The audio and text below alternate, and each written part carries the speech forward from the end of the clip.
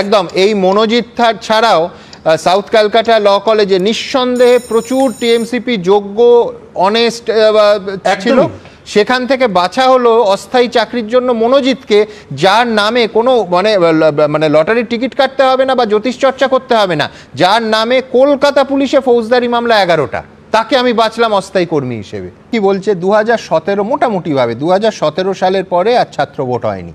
2017 সালের পরে এ রাজ্যে দুটো পঞ্চায়েত ভোট হয়েছে, দুটো লোকসভা ভোট হয়েছে, একটা বিধানসভা ভোট হয়েছে, একাধিক উপনির্বাচন হয়েছে, পুরসভা নির্বাচন হয়েছে, শুধুমাত্র ছাত্র ভোটটা হয়নি। কিন্তু সুমনদা, তোমার প্রশ্নের উত্তর দেওয়ার আগে আমার বলা উচিত, তোমার নামে দুজনের ওপর মামলা আছে।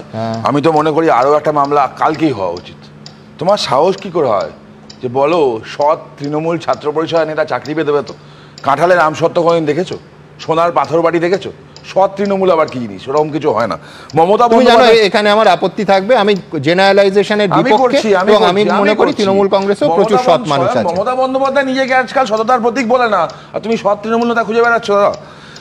নর্থ কোরিয়ায় নির্বাচন হয়, সুপ্রিম লিডার আছেন, এখানে ছাত্র পরিষদে আবার নির্বাচন কি জিনিস?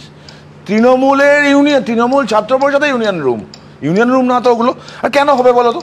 সিম্পল কথা বলি, বখাটে ছেড়ে এনে দাও, আমি ব্যবস্থা করে দেবো। কি বক্তা মাননীয়া মমতা বন্দ্যোপাধ্যায়, চাকরি তৃণমূলের ছেলেরাই পাবে, কখন পাবে কে পাবে বলবো না।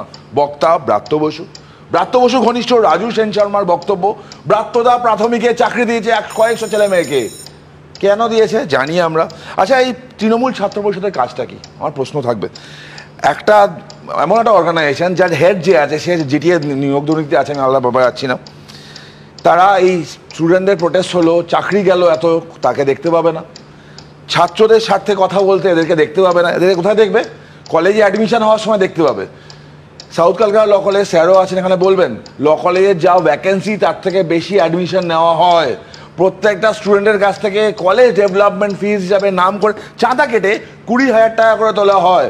কোত্থেকে যায় টাকাগুলো? কার কাছে যায়? এই মনোজিতের বাবার ক্ষমতা আছে পুরো টাকাটা হজম করবে? তারাই টাকাটা নেয় যারা এদেরকে চাকরি দেয়, জীবিতে বসায়। স্যার আছেন, বৈশ্বনাথদা আছেন, বৈশ্বনাথদা হয়তো বার কাউন্সিল মেম্বার, বলুক না বৈশ্বনাথদা যে একজন আইনজীবী যে প্র্যাকটিস করে সে আবার টেম্পোরারি ওয়ার্ক করছে। কীভাবে করছে? কোন পলিসিতে করছে?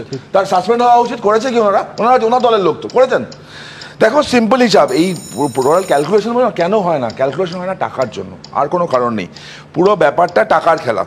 কলেজ ভর্তির কাটমানি, ফেস্টে কাটমানি, ব্যবস্থা করে দেবো তার কাটমানি, অ্যাটেন্ডেন্স কম তার ব্যবস্থা করবো তার কাটমানি, প্রত্যেকটা জায়গায় টাকার খেলা। আর ইলেকশন করে হবেটা কি? ইলেকশন করে লাভ কি? আমি বললাম সুপ্রিম লিডার, তুমি কি প্রশ্ন করেছো? শো করেছো কি? North Korea supreme leader Kim Jong, তার কেন নির্বাচন হয় না? তোমার দুঃসাহস করতে হয় পশ্চিমবঙ্গে কলেজে একটা নির্বাচন হবে? যা আগে হয়ে গেছে, এখন আর সম্ভব না এগুলো। পঞ্চায়েত নির্বাচন হয়, নির্বাচনের নামে প্রহসন হয়, বিভিন্ন দলের লোকজন মারা যায় এবং ভস্মাসুরে পরিণত হয়েছে তৃণমূল কংগ্রেস। আগে আমাদের লোকজনকে মারতো, বামফ্রন্টের লোকজনকে মারতো, এখন নিজেদের লোকজনকেও মারা শুরু করেছে। ভস্মাসুরে যেমন অবস্থা হলো, যার মাথায় হাত রাখতো মানে আলটিমেট নিজের মাথায় হাত রেখে মারা গেছিল, এদেরও সেম অবস্থা।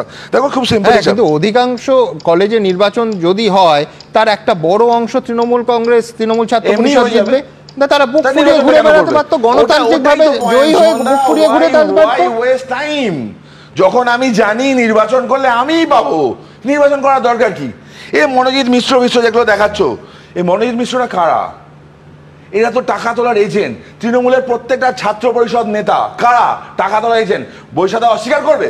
জিটিএ নিয়োগ দুর্নীতিতে পরিষ্কার অভিযোগ তৃণাঙ্কুর ভট্টাচার্যের বিরুদ্ধে। সিআইডি তদন্ত করছে, কি ব্যবস্থা নিয়েছে? অ্যারেস্ট করেনি কেন? ডিরেক্ট এভিডেন্স আছে, কেন করেনি? কারণ শেয়ার পেয়েছে। আর শেষ করবো সুমনদা, দেখো মমতা বন্দ্যোপাধ্যায় বলেছেন পুজোর মধ্যে করে দেবো। আসলে উনি বিষ্ণু দশম অবতারের জন্য ওয়েট করছেন। কল্কি দেব আসবেন, কল্কি দেবের পরবর্তীকালে পুজো টুজো শুরু হয় তারপর করবেন। তৃণমূল করবে, মমতা বন্দ্যোপাধ্যায় থাকবে কিনা আমি জানি না। কল্কি আসার পর, কল্কি দেব এলে কলিযুগটা শেষ হয়ে যায়, আবার সত্য যুগ শুরু হয়ে যায়, তো তাহলে আর ভোট ছাত্র ভোট হতো না। ডাহা মিথ্যে কথা বলতে যা বোঝায়, ডাহা মিথ্যে কথা বিজেপির প্রতিনিধি বলে গেল। কোনটা মিথ্যে কথা? না, এই যে বারবার করে উনি প্রত্যেকটা কথাতে তৃণমূল কংগ্রেসকে সঙ্গে যুক্ত করছেন, এটা পুরো মিথ্যে কথা।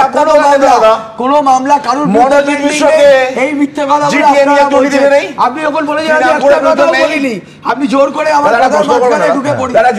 আপনাকে তো আমি উত্তর দিতে হবে আপনাকে। আমরা বার কাউন্সিলে কালকে মনোজিতের এনরোল থেকে আমরা রিমুভ করে এনরোল হলো কি করে? অদ্ভুত কথা। দাদা ও তো এক সেকেন্ড সংশয়টা অন্য জায়গায় বৈশ্বনাথ দা, যে ও তো কলেজে স্টাফ হয়ে গেছিল, তারপরে বার কাউন্সিলে আপনার তো এটা সরাসরি তো বেআইনি কাজ। আপনি যখন অ্যাপ্লিকেশন দিচ্ছেন সেখানে আপনি ডিক্লারেশন দিচ্ছেন, সেখানে যদি আপনি চাকরি করেন সে কথা উল্লেখ না করেন, এটা তো হাজার হাজার ছেলেকে আপনি কলেজের চেয়ারম্যান অশোকদেব, বার কাউন্সিলের চেয়ারম্যান, জিবি চেয়ারম্যান অশোকদেব, বার কাউন্সিলের চেয়ারম্যান জানতো না, বার কাউন্সিলের চেয়ারম্যান জানতো না।